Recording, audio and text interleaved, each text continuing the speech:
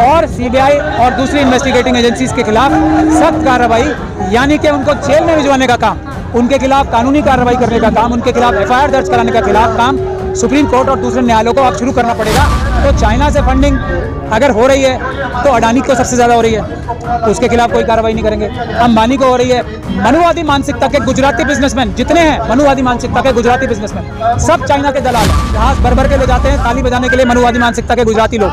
तो ये देश का पैसा प्रधानमंत्री जी ने मिसयूज किया है नरेंद्र मोदी जी की छवि ऊपर करने के लिए। ये अपराध है। इसके खिलाफ कानूनी कार्रवाई विपक्ष को भी करनी चाहिए और हम लोग भी करें। सुप्रीम कोर्ट और न्यायालयों का डर निकल गया है और अमित शाह जी का और मोदी जी का और आरएसएस का डर न्यायालयों से भी, न्याय से भी, कानून से भी, संविधान से ज्यादा हो गया है। इसको खत्म करने के लिए अदालतों को आगे आना पड़ेगा, तुरंत आना पड़ेगा। डॉक्टर तो ये देशद्रोही हैं, ये आतंकवादी हैं, ये हिंदू राष्ट्र बनाने वाले हैं। भारत का संविधान खत्म करके ये हिंदू राष्ट्र बनाने की कोशिश कर रहे हैं। ये आतंकवादी, देशद्रोही, देश के गद्दार हैं ये लोग।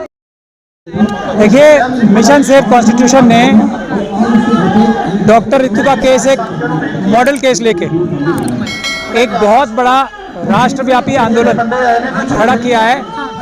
नौकरी नहीं, न्याय चाहिए। और 5 तारीख को एक बहुत बड़ा न्याय मार्च भी निकाला था, इसमें पूरे देश के लोग मिलके आए थे।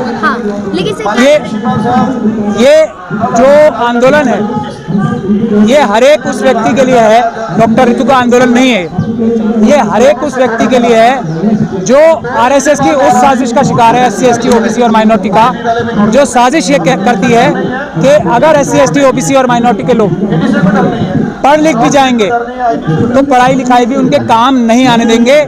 उनके अधिकारों का हनन, उनको नौकरियां छीनने का काम उनसे ऐसे करेंगे जैसे डॉक्टर ऋतु के खिलाफ उन्होंने किया कि झूठे दस्तावेज बना के डॉक्टर ऋतु को नौकरी से निकाल दिया। आयुष को, अनिल को IIT दिल्ली में आत्महत्या करने के लिए मजबूर कर दिया। मुस्लिम नौजवान जो हैं, जो एक से बढ़कर एक पढ़े लिखे नौजवान थे, उन्हें झूठे क्रिमिनल केसेस में बंद करके, आतंकवाद के झूठे केसेस में बंद करके ये दिखाने की कोशिश कर रहे हैं कि अगर तुम पढ़ लिख भी लोगे SC ST OBC और माइनॉरिटीज के लोगों, तो हम तुम्हें रहने नहीं देंगे, तुम्हें मजबूर करेंगे आत्महत्या करने पे और तुम्हें मजबूर करेंगे कि तो अपनी पढ़ाई लिखाई का भी कोई फायदा तुम ना उठा पाओ। उस विचारधारा के खिलाफ डॉक्टर ऋतु का एक ये मॉडल बना के डॉक्टर ऋतु को इस आंदोलन का शुरुआत की गई है। हम ये गुजारिश करते हैं कि उस आंदोलन में सभी लोग जुड़े। हम उस आंदोलन को और भी आगे बढ़ाने वाले हैं। जल्दी उसकी रूपरेखा आपको जल्दी बताएंगे।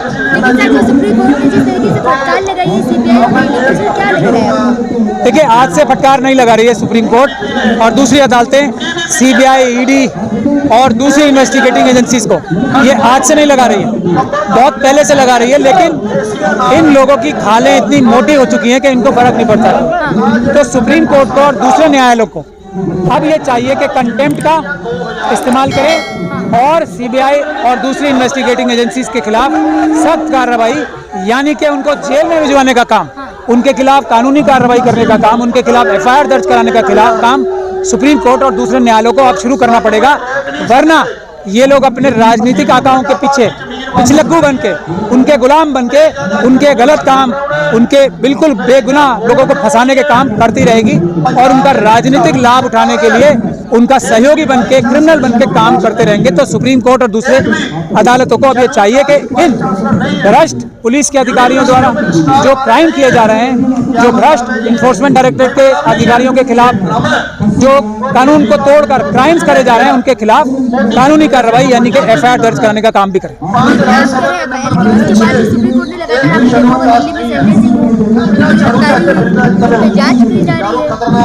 मैं यही तो कह रहा हूँ, सुप्रीम कोर्ट और दूसरी अदालतों को अब इन अधिकारियों के खिलाफ कड़े कदम उठाने के लिए कुछ ना कुछ करना पड़ेगा। वरना इन अधिकारियों को, भ्रष्ट अधिकारियों को ऐसा लगता है कि सुप्रीम कोर्ट सिर्फ ऑब्जर्वेशन देती है, केस पैरेड करती है, लेकिन हमारा बिगड़ता तो कुछ नहीं है।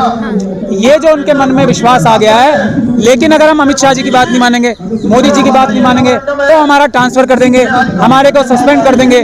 तो ये जो सुप्रीम कोर्ट और न्यायालयों का डर निकल गया है और अमित शाह जी का और मोदी जी का और आरएसएस का डर न्यायालयों से भी, न्याय से भी, कानून से भी, संविधान से ज्यादा हो गया है। इसको खत्म करने के लिए अदालतों को आगे आना पड़ेगा, तुरंत आना पड़ेगा। डॉक्टर ऋतु का केस भी जो है डॉक्टर रितु का केस भी एक क्लासिक केस है। जब न्यायालय तो ये कह रहे हैं कि हाँ इसको जेल जाना चाहिए, कोई ऐसा सब प्रावधान नहीं है कि डॉक्टर सविता रॉय और दूसरे अधिकारी जेल ना जाएं, लेकिन पुलिस के अधिकारी अमित शाह जी के कहने पे और आरएसएस के लोगों के कहने पे वाइस चांसलर साहब ना प्रिंसिपल के खिलाफ कोई कार्रवाई कर रहे हैं, ना उसको जेल में।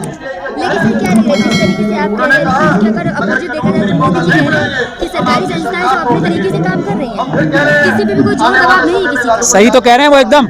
हाँ। सरकारी जो जितनी भी संस्थाएं हैं वो अपने यानी कि मोदी जी के तरीके से वो अपने बारे में कह रहे हैं, और मोदी जी का तरीका है राम जेठमलानी जो उनके वकील थे उनके शब्दों में कि मोदी जी एक चीटर हैं, अमित शाह जी एक चीटर हैं। ये राम जेठमलानी साहब कहते हैं, मैं नहीं कहता हूँ। मैंने इस तथ्य की कोई खुद गारंटी नहीं ले रहा हूँ, लेकिन उनके वकील इस बात की गारंटी ले रहे हैं कि दोनों चीटर हैं। तो मोदी जी का अपना तरीका राम जेठमलानी जी के शब्दों में चीटिंग का। लेकिन उसके बाद आपने देखा होगा बीजेपी के ऑफिशियल ट्विटर अकाउंट जिसमें राहुल गांधी के 10 सीट बताए गए और रावण से तुलना की गई है, और कैप्शन में लिखा है राहुल गांधी देश के लिए खतरा है। देश के लिए नहीं, हिंदू राष्ट्र के लिए जरूर खतरा है। कहना क्या चाह रहे हैं? मैं ये कहना चाह रहा हूँ कि जो ये लोग इस तरह की गतिविधियां कर रहे हैं, ये कोई आज पहली बार नहीं कर रहे हैं। आज राहुल जी का बनाया है, पहले इन्होंने बनाया था आज़ादी से भी पहले। तो ये काम तो ये करते ही आ रहे हैं ना। तो ये देशद्रोही हैं, ये आतंकवादी हैं, ये हिंदू राष्ट्र बनाने वाले हैं। भारत का संविधान खत्म करके ये हिंदू राष्ट्र बनाने की कोशिश कर रहे हैं। ये आतंकवादी, देशद्रोही, देश के गद्दार हैं ये लोग। तो इनकी बातों को एक गद्दार की शक्ल में ही लेना चाहिए। ये गद्दार हैं, आतंकवादी। पत्रकारों पे सीबीआई ईडी के छापे पड़े हैं, विशाल शर्मा हो या फिर कई ऐसे नामी पत्रकार हैं जिनके ऊपर सीबीआई और ईडी के छापे पड़े हैं। वो छापे इसीलिए पड़ रहे हैं ना कि न्यायालय इन भ्रष्ट अधिकारियों के खिलाफ कोई मजबूत कार्रवाई नहीं कर रहा। यही बात मैं बार बार बोल रहा हूँ आपको। तो ये और इनकी भी कमी है इसमें। कार्रवाई नहीं कर रहा था, लेकिन बताया जा रहा है कि चाइना से फंडिंग हो रही है। हाँ, चाइना से फंडिंग हो रही थी या नहीं हो रही थी एक अलग सवाल है। अगर मैं इनके ये झूठे आरोप सच भी मान लूं तो चाइना से फंडिंग अगर हो रही है तो अडानी को सबसे ज्यादा हो रही है, उसके खिलाफ कोई कार्रवाई नहीं करेंगे। अंबानी को हो रही है। मनुवादी मानसिकता के गुजराती बिजनेसमैन जितने हैं, मनुवादी मानसिकता के गुजराती बिजनेसमैन सब चाइना के दलाल हैं। सब चाइना की कम्युनिस्ट पार्टी ऑफ चाइना जो है उसकी फ्रंट कंपनियों के डायरेक्टर्स और पार्टनर्स हैं, और सब पीपल्स लिबरेशन आर्मी जो चाइना की आर्मी है उसकी फ्रंट कंपनीज के डायरेक्टर्स और पार्टनर्स हैं। मोदी जी के सारे दोस्त जो मनुवादी मानसिकता के गुजराती बिजनेसमैन हैं वो चाइना के एजेंट है, जो भारत के खिलाफ साजिश करके आतंकवाद की घटनाएं रोज अंजाम दे रहे हैं। चाइना हमारा पैसा चुरा के, और हमारी 2000 किलोमीटर जगह खा गया है। चाइना हमारा पैसा चुरा के अपनी जो फाइनेंशियल शक्ति है वो बना रहा है, और मोदी जी अपने राजनीतिक नहीं, अपने बिजनेसमैन दोस्त जो है मनुवादी मानसिकता के गुजराती बिजनेसमैन, उनके दबाव में आकर या उनके बहकावे में आकर चाइना के खिलाफ कोई सख्त कदम नहीं उठा रहे हैं। ये बिल्कुल गलत बात है। अगर उन्हें कदम उठाना है चाइना के खिलाफ तो सबसे पहले अडानी को अरेस्ट करके जेल डालें। वो लाखों करोड़ रुपए देश का चुरा के चाइना तक पहुंचा चुका है। लेकिन आपने देखा नहीं, अभी कुछ दिन पहले एक वीडियो बहुत ज्यादा वायरल हुई जो मोदी जी का यूट्यूब चैनल है, उसको कह रहे थे कि सब्सक्राइब करो, मोबाइल आइकन भी दबाएं। तो अब मोदी जी को प्रधानमंत्री का पद का दुरुपयोग करने का ये सबसे पीक आ गया है।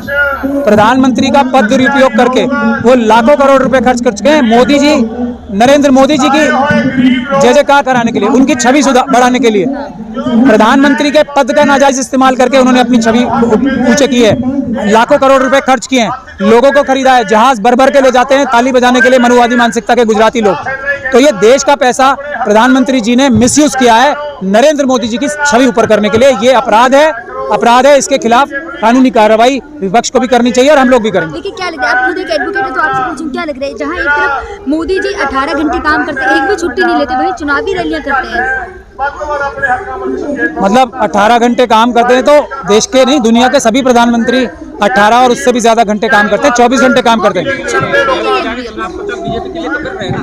नहीं, छुट्टी नहीं ले रहे, उनकी तो रोज ही छुट्टी है। वो काम किस दिन करते हैं? उनका तो हर दिन छुट्टी का दिन है। उनके कितने घंटे उनके फेस मसाज और छवि सुधारने के लिए लगते हैं, कितने घंटे उनके कपड़े पहनने में लगते हैं, कपड़े बदलने में लगते हैं, कितने फोटो खिंचवाने में लगते हैं, कितने जो वो बियर ग्रिल्स है, जब उधर पुलवामा पे अटैक हो रहा था वो बियर ग्रिल्स के साथ जो छुट्टी मना रहे थे या प्रधानमंत्री की फाइलें साइन कर रहे थे उस वक्त, तो उनका तो हर एक दिन छुट्टी का दिन है। उन्होंने काम किस दिन किया है उसकी अभी जब दूसरी सरकारें आएंगी तो वो ब्यौरा लेंगी कि प्रधानमंत्री मोदी जी ने ये काम किस दिन किया है। काम नहीं, 18 घंटे तक वो एंजॉय करते हैं। कभी यात्राओं पे जाके, कभी कपड़े सुधारने में, कभी बढ़िया बढ़िया कपड़े पहनने में, कभी डिजाइनर्स के साथ बैठने में, कि कौन सी छवि। आते हैं, देश बदल रहा है, तो प्रधानमंत्री के अपने फटे हुए कपड़े और टूटी हुई चप्पल पहन के जाए। भारत के प्रधानमंत्री ने, किसी भी प्रधानमंत्री ने कभी भी फटी हुई चप्पल और टूटे हुए जूते नहीं पहने, तो आज भी नहीं पहन रहा। लेकिन बाकी सब प्रधानमंत्री बहुत कम पैसा लगाते थे। ये पूरे देश की जो छवि है, जो पूरे देश का पैसा है अपने जहाज़ों पे, अपने कपड़ों पे, अपनी फेस सुधारने पे जो लगा रहा हो प्रधानमंत्री, वो तो ऐश और अय्याशी में डूबा हुआ है। वो कब काम कर रहा है ये मुझे नहीं समझ। क्या गवर्नमेंट का पैसा लगा रहे हैं? बिल्कुल। कौन से, वो तो चाय बेचने वाले थे ना। चाय बेच के तो कोई इतनी सारी जो वो है ना एजेंसीज, अपना चेहरा सुधारने की, मेकअप करने की जो बेस्ट एजेंसीज वर्ल्ड की है, उन्होंने ले रखी है। कोई चाय बेचने वाला अफोर्ड नहीं कर सकता। प्रधानमंत्री की तनख्वाह जितनी होती है वो भी अफोर्ड नहीं कर सकता। कोई जो उनके कपड़े होते हैं ना 10-10 लाख के सूट, कोई वो प्रधानमंत्री अफोर्ड नहीं कर सकता। ये जो दुरुपयोग कर रहे हैं, हर दिन उनका छुट्टी का दिन जो मना रहे हैं, हर दिन एक्चुअली छुट्टी का भी नहीं है, हर दिन उनका पिकनिक का दिन होता है। कभी मोरों के साथ खेल रहे हैं, पिकनिक मना रहे हैं ना वो तो हर दिन 18 घंटे पिकनिक मनाते हैं और 6 घंटे सोते। क्या होगा देश का? जानवरों से प्यार करते हैं। मैं वही तो कह रहा हूँ, अपनी हॉबीज पिकनिक मनाने के टाइम में ही वो 18 घंटे निकाल रहे हैं। जिनसे वो प्यार करते हैं उनके साथ 18 घंटे बिताते हैं। वो कभी देश की फाइलों से भी प्यार करना चाहिए, उन्हें कुछ समय लगाना चाहिए, देश का ख्याल भी रखने के लिए कुछ समय लगाना चाहिए। चाइना को रोकने का, जो हमारी 2000 किलोमीटर जगह खा गया है, और 80-20 का व्यापार में जो हमसे लूट मचा रखी है चाइना से, उसको रोकने की कोशिश करनी चाहिए।